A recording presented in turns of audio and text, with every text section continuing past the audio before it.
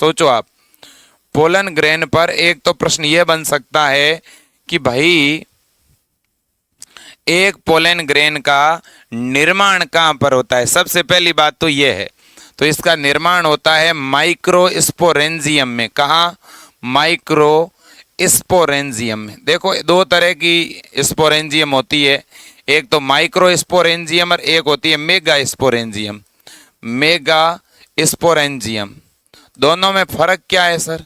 फर्क ये है कि माइक्रोस्पोरेंजियम के अंदर माइक्रोस्पोर बनता है। माइक्रोस्पोरेंजियम में क्या बनता है? माइक्रोस्पोर। माइक्रोस्पोर का मतलब होता है लघु बीजाणु, ठीक है ना। तो लघु बीजाणु दानी के अंदर परागकण बनेगा और परागकण को ही हम लघु बीजाणु कहते हैं। परागकण को हम क्या कहते हैं भाई? ठीक है ना, परागकण को ही हम लघु बीजाणु कहते हैं। जबकि मेगा स्पोरेंजियम का मतलब होता है गुरु बीजाणु दानी। क्या भाई? गुरु बीजाणु दानी। और गुरु बीजाणु दानी में तो गुरु बीजाणु बनता है, मेगा स्पोर बनता है। और ये जो मेगा स्पोर है ये आपका कन्वर्ट होता है किस में? ये तो कन्वर्ट होता है भ्रूणकोश में, ठीक है ना। भ्रूणकोश का मतलब एम्ब्रायो सेक, जिसको आप मादा युग्मकोद्भिद कहते हैं, ठीक है ना। लेकिन आपका जो ये पराग कण है ये मादा युग्मकोद्भिद थोड़ी ना है, ये तो आपका नर युग्मकोद्भिद है, मेल गेमिटोफाइट है। ओके, तो एक तो क्वेश्चन ये आ सकता है कि भाई एक जो लघु बीजाणु है वो बनता कहाँ पे है। दूसरा आपसे ये पूछ सकता है कि एक जो परागकण होता है इसके आवरण से और पोषण से बहुत ज्यादा प्रश्न आए हैं। एक तो पोषण से क्वेश्चन आता है कंटिन्यू कि भाई परागकण को पोषण कौन अवेलेबल करवाता है? न्यूट्रिशन। तो न्यूट्रिशन वाला एक क्वेश्चन याद रखो। और एक क्वेश्चन आता है इसके आवरण वाला कि भाई परागकण का बाहरी आवरण किसका बना हुआ है, याद रखो। तो पोषण तो इसको देती है टेपिटम। कौन देती है भाई?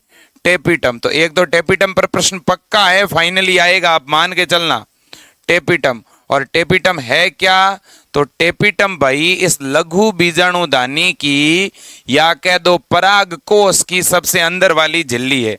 क्योंकि पराग कोष जो होता है आपका, उस पराग कोष में 4 झिल्लियां होती है, 4 आवरण होते हैं भाई।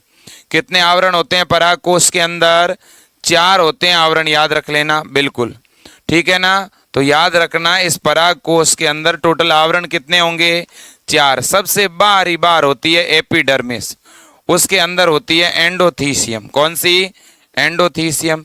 और एंडोथीसियम के जस्ट अंदर की तरफ होती है मिडल लेयर। कौन सी भाई? मिडल लेयर होती है इस प्रकार से। और सबसे अंदर ही अंदर आपकी होती है टेपिटम, ये है आपकी टेपिटम। और टेपिटम के अंदर आपके होते हैं परागकण। क्या कौन होते हैं? परागकण। तो इन परागकणों को पोषण कौन देती है? टेपिटम। पोषण कौन देती है भाई?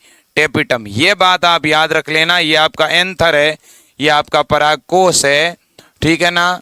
और इसमें ये लघु बीजाणुधानी है। एक परागकोश में लघु बीजाणुधानी कितनी होती है, ये भी क्वेश्चन आ सकता है। एक परागकोश में, ये अच्छा क्वेश्चन है। तो एक परागकोश में लघु बीजाणुधानी होती है 4 माइक्रो स्पोरेंजियम होती है, याद रख लेना, ठीक है ना। ये बात आपको याद रखनी है, ठीक है।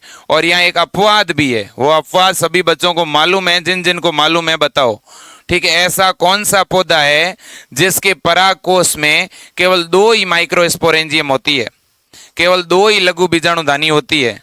मतलब कि वह कौन सा कुल है जिनके पौधों का ये परागकोश केवल एक ही पाली वाला होता है? नॉर्मली तो परागकोश कितने पाली वाले होते हैं भाई? परागकोश कितने पाली वाले होते हैं?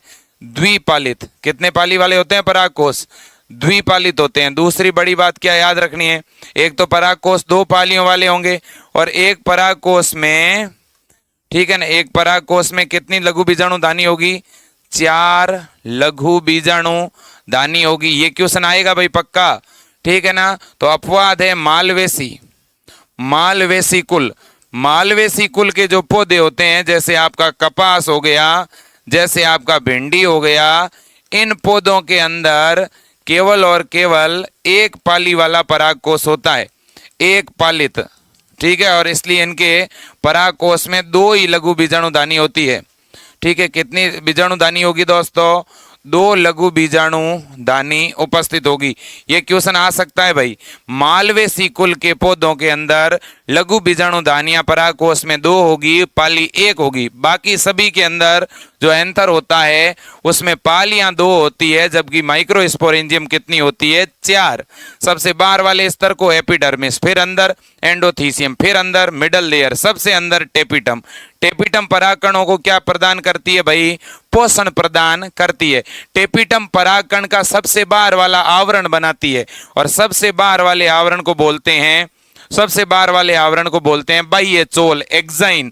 और बाह्य चोल के ऊपर स्पोरोपोलेनिन का जमा होता है। किसका? स्पोरोपोलेनिन। ये क्वेश्चन भी भाई आ सकता है एग्जाम में कि स्पोरोपोलेनिन आपको कहां पर देखने को मिलेगा।